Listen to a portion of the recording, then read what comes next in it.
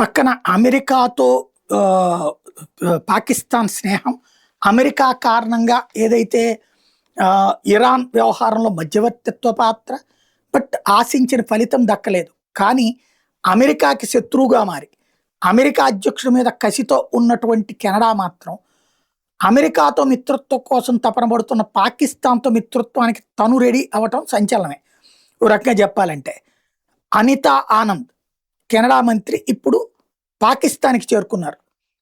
పాకిస్తాన్తో సెక్యూరిటీ వ్యవహారాల మీదన చర్చిస్తున్నారని పాకిస్తాన్ చెప్తుంది. అయితే బైలేటరల్ వ్యాపారపరమైన ఒప్పందాల కోసమని అనితా ఆనంద్ చెప్తున్నటువంటి పరిస్థితి. ఓవరాల్గా షాబాజ్ షరీఫ్తో పాటుగా డిప్యూటీ ప్రైమ్ మినిస్టర్ ఇషాద్ దార్తో కూడా మీటింగులు, ప్రత్యేకించి ఏవైతే వ్యాపార, పెట్టుబడులు, విద్య, regional security, counter terrorism, cooperation అంశాల మీద చర్చలని పాకిస్తాన్ చెప్తుంది. మెయిన్ అయితే మాత్రం కెనడా చెప్తున్నది ట్రేడ్ అగ్రిమెంట్స్, ఇన్వెస్ట్మెంట్స్. కెనడా వచ్చి పాకిస్తాన్ ఇన్వెస్ట్మెంట్ కాదు, పాకిస్తాన్ వచ్చి తమ దేశంలో ఇన్వెస్ట్ చేయమంటది కెనడా. వాళ్ళకి అంత సీన్ ఉంటే వాళ్ళు ఎందుకు అట్టుంటారు.